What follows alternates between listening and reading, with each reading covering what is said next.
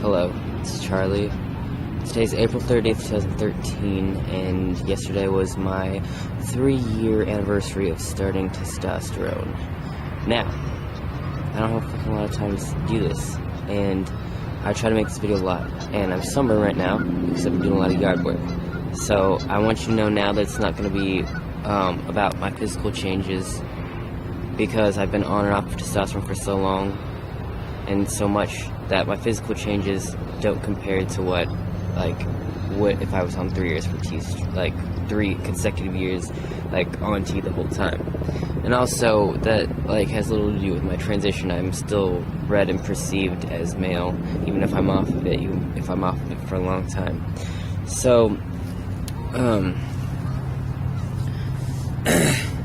what I really want to talk about is being socialized as male, because I feel like I have been socialized as male, and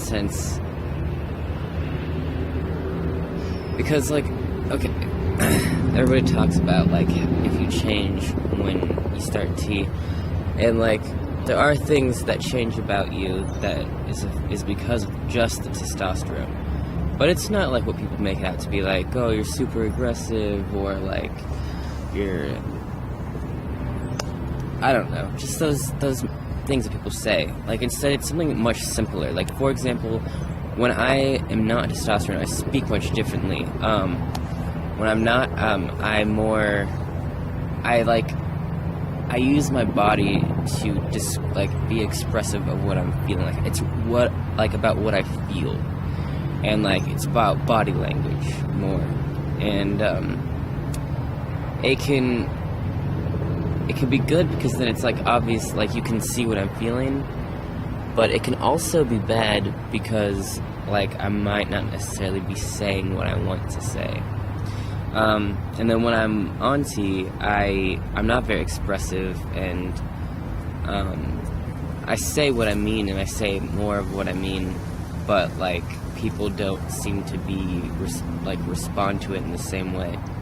I could say the exact same thing before and after T, and it would sound and look completely different, and people would think what I was saying is completely different. Their responses would be completely different. And I would love to do a social experiment, a trans person social experiment, and to show how different people perceive you just because the hormones that are going through your body, and how that affects everyone. Since I have been socialized as male, I have been basically conditioned to be more masculine, and I have become more masculine, not because I've tried, just because people have expected me to, and they have compliment me on it. Subconsciously, I will actually keep doing those things, and so I feel at least that is why I've become more masculine, other than the thing, testosterone helped me be perceived as male, but it didn't make me any more masculine necessarily, except for my mannerisms. And not all my mannerisms, just how I express myself, basically. And it also made my body more masculine, so it made my body and how your body is definitely affects how you act, and how you think, and how people perceive you. So once I was being perceived and treated as male, that did change me, and I look back on it now, and I didn't even realize it was happening, but now I can definitely see it. If you're transitioning from male to female, it's much more obvious. It's people treat you so differently in a negative manner that you have no choice but to think about it. But since you're just feeling good about yourself just because you're transitioning, you just think that people are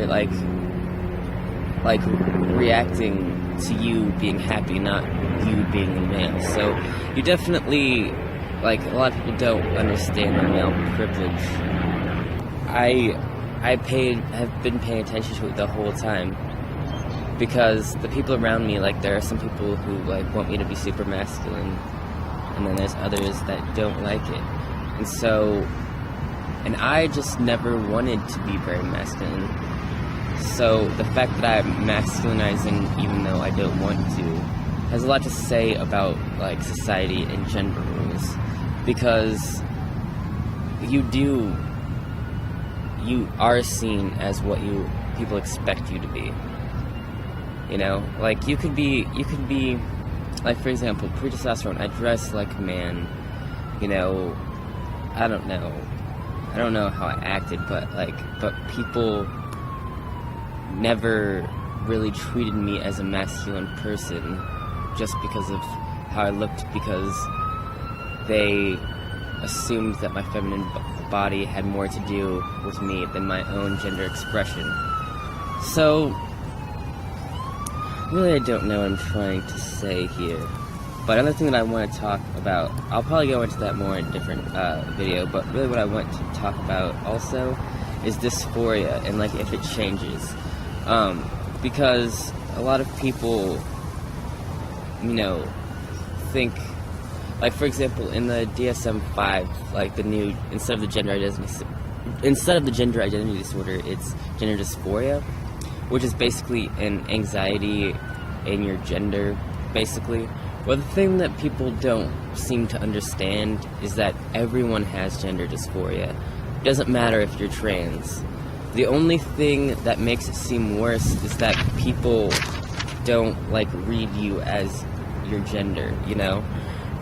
But, like, even people who are born cissexual males have the same problems that I do about my gender. They don't necessarily like their gender role. They don't necessarily like their glove handles. They don't necessarily like the size of their penis.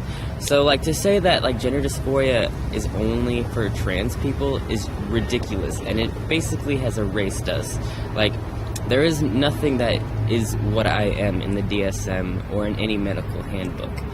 And that just puts a really weird thing on it. And people, the thing is that people always tell me, they're like, oh, well, if I could have transitioned back in my day, like, I would have.